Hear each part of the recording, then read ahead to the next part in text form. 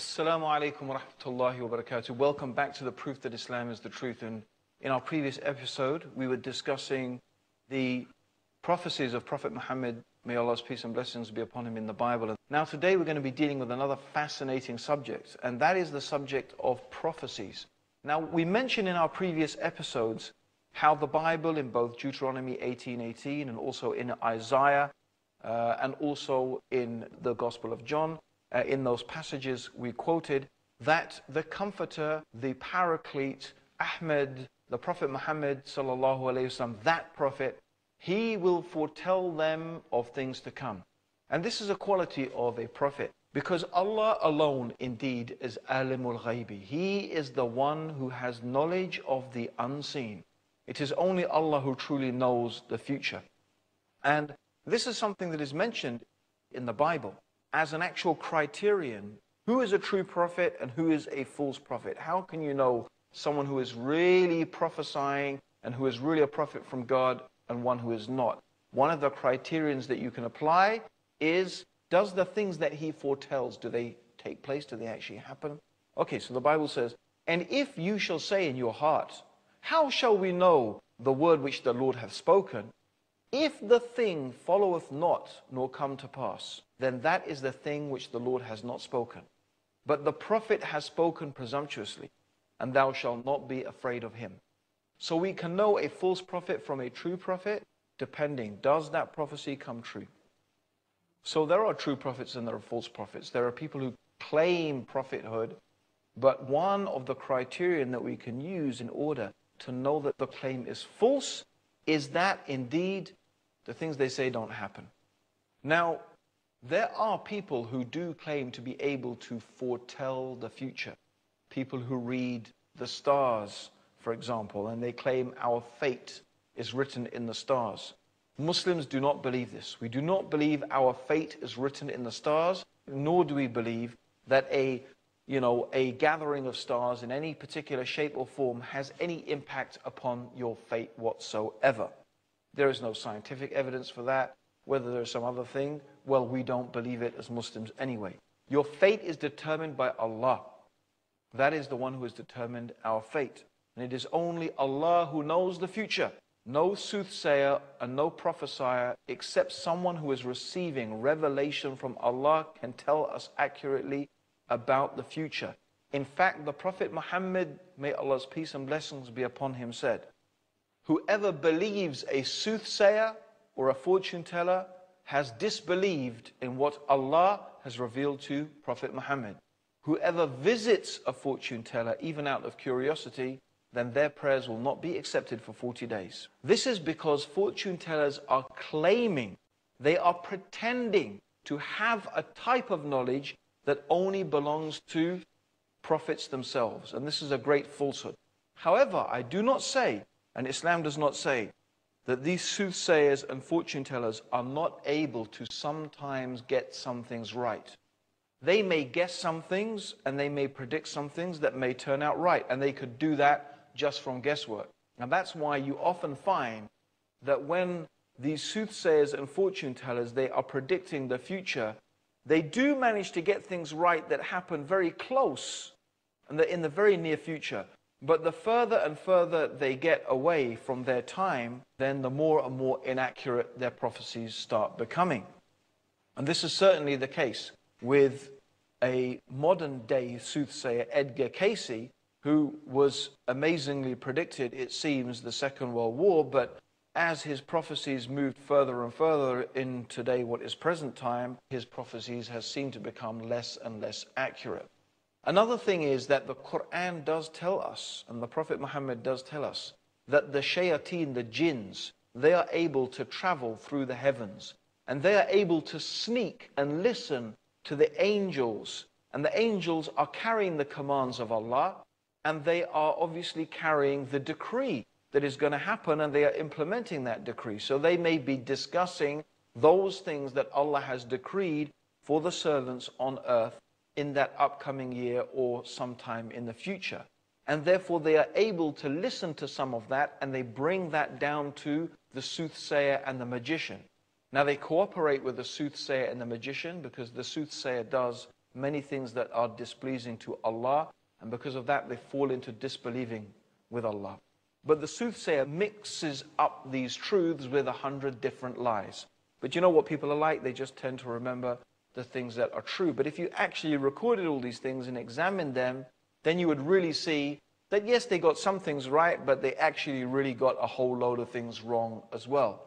Then that is not really, of course, a sign of anything. But a prophet, someone who is receiving revelation from God, everything must be right. Every prophecy must come true.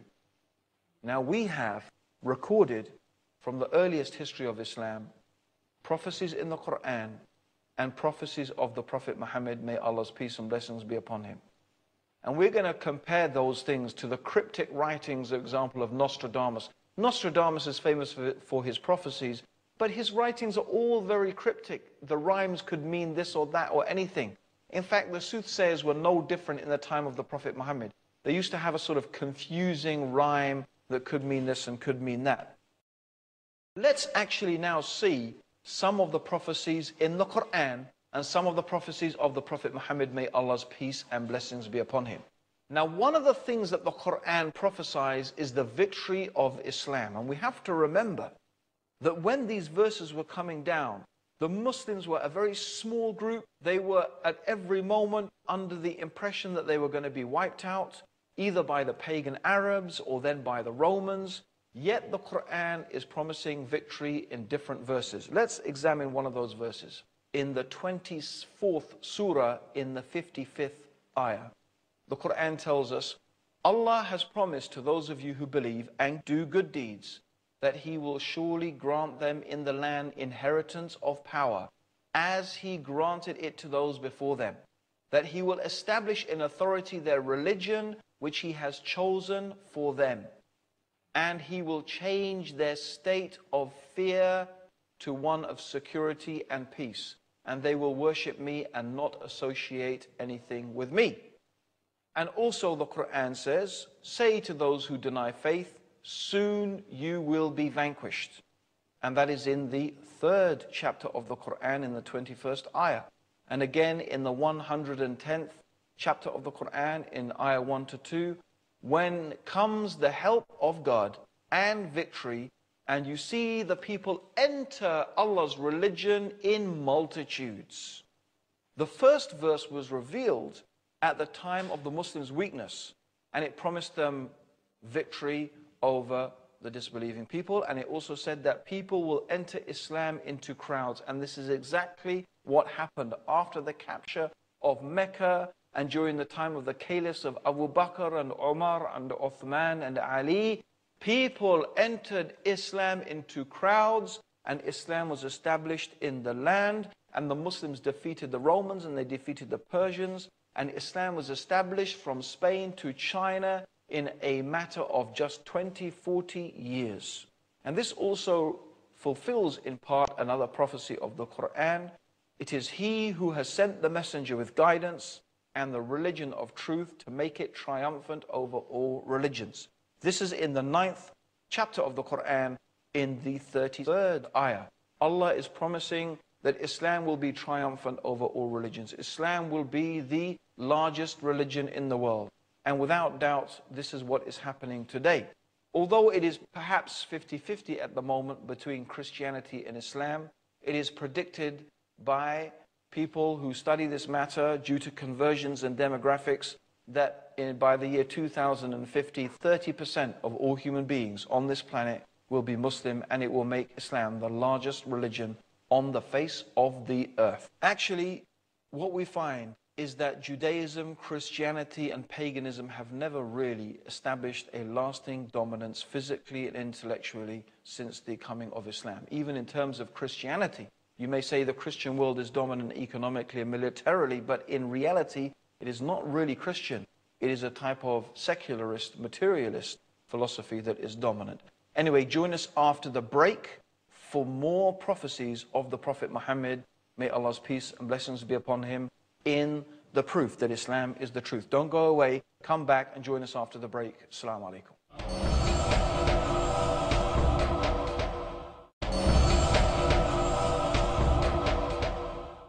Assalamu alaikum wa rahmatullahi wa barakatuh. Welcome back to the Proof That Islam is the Truth, where we are talking about the prophecies of the Prophet Muhammad. May Allah's peace and blessings be upon him.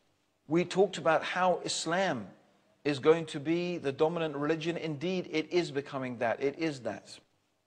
And we mentioned about how Islam until today is growing, and that how the Quran was promising the Muslims victory even though they were so small and they were so weak.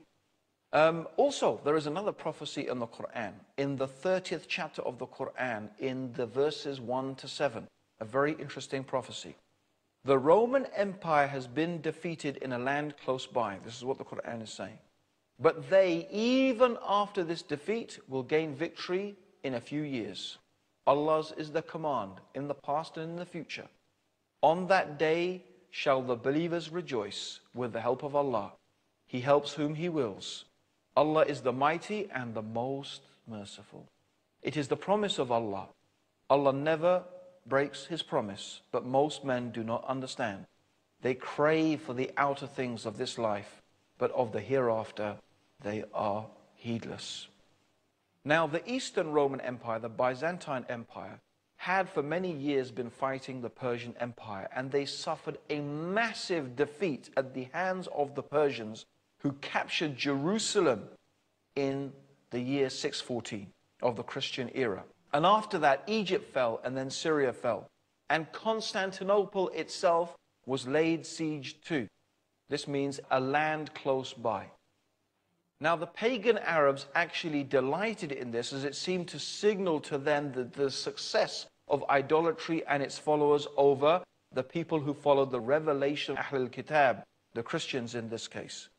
And when this verse was revealed, it seemed impossible that the Roman Empire, the Byzantine Empire, would ever recover. It seemed it was the end. The Persians had reached dominance. The Byzantines, it seemed, were finished. Now, the word in the Quran, translated a few, is bidah, which actually means anything from 3 to 9 years. That term means anything from 3 to 9 years. And Ubay, we mentioned him in a previous talk. Ubay, who was a pagan Arab, he actually betted Abu Bakr, who was a close companion and a friend of the Prophet Muhammad sallallahu alaihi wasallam. He betted Abu Bakr that this will never happen. This will never happen, he said. I'll take a bet. Now, this is before gambling was forbidden. Of course, gambling is not allowed, and that was forbidden later. And so they actually took a bet of 100 camels. That's about 150,000 pounds in modern day money. That's quite a lot of money. 100 camels is a lot. And they wagered that this will never happen. Now, it actually did happen. By the year 623, Heraclius, the Byzantine Empire, took to the field and vanquished the Persians in a series of battles, culminating in the Battle of Nivev. And this was in 627. By this time, in fact, Ubay had been killed, so his relatives actually had to pay the debt to Abu Bakr. And at this time, when the Romans won, the Muslims had been victorious over the Quraysh and were rejoicing just as the Quran had prophesied. The prophecy came true exactly. And it is a great reminder that Allah knows and you don't know, and little do men understand. And it is the same Quran that is warning us about the dangers of disbelieving in Allah and His messengers and not following His revelation. It is the same Quran that warns us of the hellfire and invites us to the paradise, and warns us of the distress and the misery that people will suffer on the Day of Judgment for not following the truth. Anyway, we've got some more prophecies for you coming up. So let's mention, these are some prophecies from the hadith, or the sayings of the Prophet Muhammad sallallahu alaihi wasallam. And there is a long narration that is found in the two authoritative books of hadith. This means Bukhari and Muslim. We've mentioned Sahih al-Bukhari before. Sahih Muslim, we also mentioned it previously, in fact. These are considered to be the most two authentic sources of information, textual information, in the religion of Islam after the Quran. Now, according to this long hadith, the Prophet Muhammad was sitting in a garden, and Uthman ibn Affan walked in And the Prophet asked Abu Musa Ash'ari, who was with him, to inform him of the good news of paradise. So to tell Uthman of the good news of paradise. And also that people would mutiny against him. And this exactly is what happened. It is well known from Islamic history that the people did mutiny against Uthman ibn Affan. In fact, they even killed him. Prophecy came true exactly as the Prophet had said. In another narration, while the Muslims were fighting the Jews in Khaybar, after some days of attempting to besiege the fortress, the Prophet said the next day he would entrust the flag to a man whom Allah would give victory. And he gave the flag to Ali, and the same day the fortress was conquered by the Muslim under Ali's command, as the Prophet Muhammad had prophesied. In another hadith, the Prophet ﷺ said, the caliphate will last for 40 years. Then there will be a biting kingship. So the caliphate will last for 40 years. The caliphate are the righteous successors of the Prophet Muhammad ﷺ. And then after that, there will be a biting kingship. So the Prophet said 30 years. And it happened exactly like this. The rule of the rightly guided khulafa, meaning Abu Bakr, Umar, Uthman and Ali, was exactly 30 years. Okay? So we had Abu Bakr for 2, Umar for 10, Uthman for 12, Ali for 2.5, and Hassan, who succeeded Ali ibn Talib, was 3.5 years. So that makes, as the Prophet ﷺ said, exactly 30 years. After that, evil spread and kingship was established, just as the Prophet Muhammad ﷺ said would happen. In another hadith, the Prophet Muhammad ﷺ, he predicted the capture of Egypt. Remember, this is a time when the Muslims, they're just a small group of people. Yet he's telling them, you're going to capture Egypt. And he even said and told them, treat the people well. And he mentioned also that they would seize the treasures of the Persian emperor. Can you imagine this? He is telling them, you will defeat the Persians. You will seize the treasures of the Persian emperor. And he described the palace. And all of these things happened as the Prophet Muhammad ﷺ said. He even mentioned concerning one particular companion, Suraqah ibn Malik, that you will wear the bracelets of the Persian emperor. And in fact, this is exactly what happened. The bracelets fell into the possession of Umar ibn al-Khattab. He called Suraqah, who was still alive. Of course, he could have been killed in all of these wars, but he was alive. And Umar put the bracelets on him and reminded him of what the Prophet ﷺ had said. Also, in Sahih al-Bukhari, Auf ibn Malik, he reported that the Prophet ﷺ said, look for 6 incidents before the last day. First, my death. Then, and this is of course true, the Prophet died. Then the conquest of Jerusalem, and the Muslims conquered Jerusalem. Third, an epidemic among them. Fourth, the abundance of wealth, so a man would not gladly accept 100 dinars if given it. Fifth, a trouble that would involve all Arab families without exception. Sixth, a treaty with the Christians, which the Christians would violate. So the hadith describes exactly what happened. Jerusalem was captured, and after this, in 16 years after the hijrah of the Prophet, an epidemic broke out. It's well known about, and 70,000 people died. Wealth became plentiful after that, especially during the caliphate of Uthman, and after that in the time of Umar ibn Abdulaziz, as is so famous. When the collectors of zakat, they found no one who was poor enough to receive the zakah. There was no one poor enough to receive zakah money. That's how wealthy the Muslims had become. And that's the prosperity Islam brought to the world at the time. And this is exactly what happened.